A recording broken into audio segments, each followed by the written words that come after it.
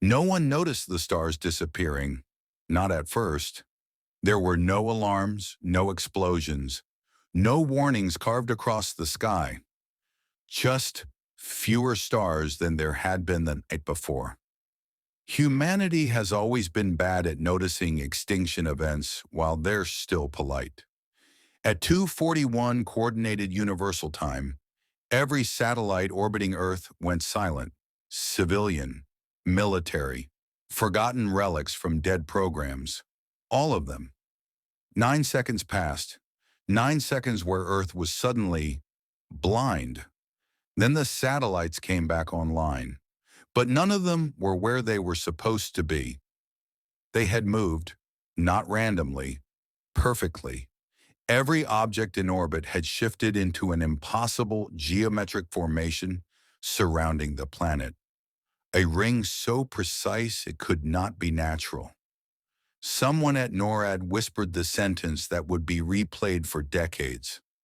The sky just reorganized itself. By sunrise, governments knew something was wrong. By noon, the world knew something was coming. And by nightfall, humanity understood fear on a scale it had never experienced before. They did not arrive. They did not arrive like ships. There were no engines, no heat signatures, no trajectories to track. They simply were. Massive structures hovered beyond the atmosphere, shapes that bent light in confused depth, as if reality itself refused to fully acknowledge them. Pilots scrambled to intercept. Every one of them reported the same thing. They're there, but physics says they shouldn't be. Radar detected them. Eyes confirmed them, but equations failed. At 1903 UTC, the first contact happened. Not through screens, not through speakers, through the mind. Every human being, awake, asleep, dying, or being born, heard the same voice at the same time. It had no accent, no emotion, no age, only certainty. This civilization has reached the threshold. People collapsed in the streets. Children screamed without knowing why. Prayers filled the air in every language humanity had ever invented. The voice continued, "Further development is prohibited." And then the sentence that ended the world as it had been known: "Do not attempt resistance. Conflict has already been resolved." They called themselves curators. The aliens named themselves the Cartoon Concord. They did not call themselves conquerors. They called themselves curators. They claimed the universe was fragile, balanced on probabilities and timelines that could unravel if left unchecked. Some species, when they reached a certain level of intelligence, became dangerous. Not because of weapons, but because of ideas. You innovate without foresight. You adapt without restraint. You weaponize curiosity. Humanity, they said, had crossed that line, and Earth was not unique. That terrified scientists more than anything else. The lie of choice. World leaders gathered in emergency summits filled with shouting, disbelief, and denial. Some demanded diplomacy, some demanded war, some demanded prayer. The Concord ended the argument by showing the future. Not predictions, certainties. Every military option humanity could imagine was simulated, instantly, flawlessly. Each one ended the same way. Human resistance collapsed in under 6 minutes. No dramatic explosions, no heroic last stands, just quiet, efficient erasure. Faced with mathematical inevitability, humanity surrendered, or at least it said it did.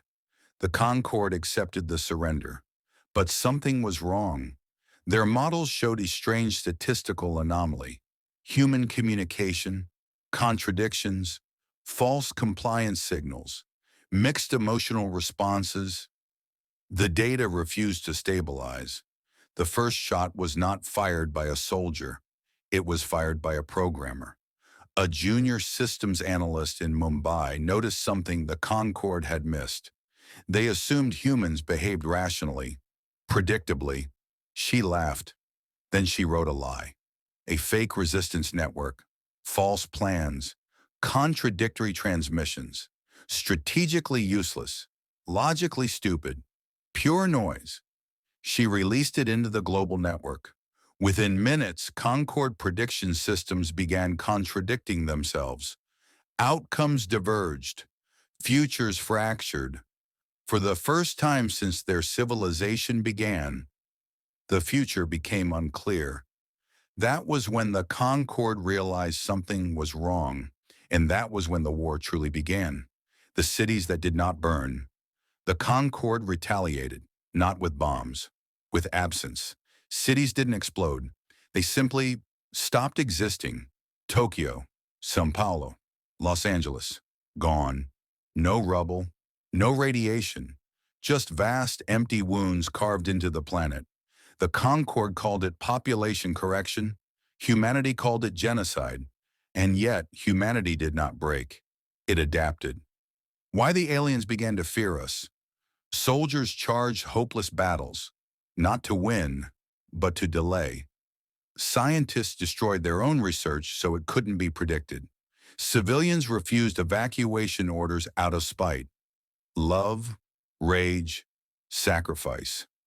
These were not variables that Concorde could solve. Humans began lying deliberately. To the enemy, to allies, to themselves. The models collapsed.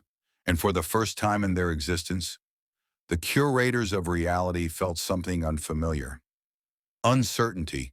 The Concorde had defeated stronger species, smarter species, older species, but none had ever been this unpredictable.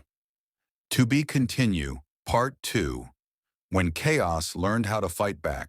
Please like and subscribe for Part 2. Thank you so much.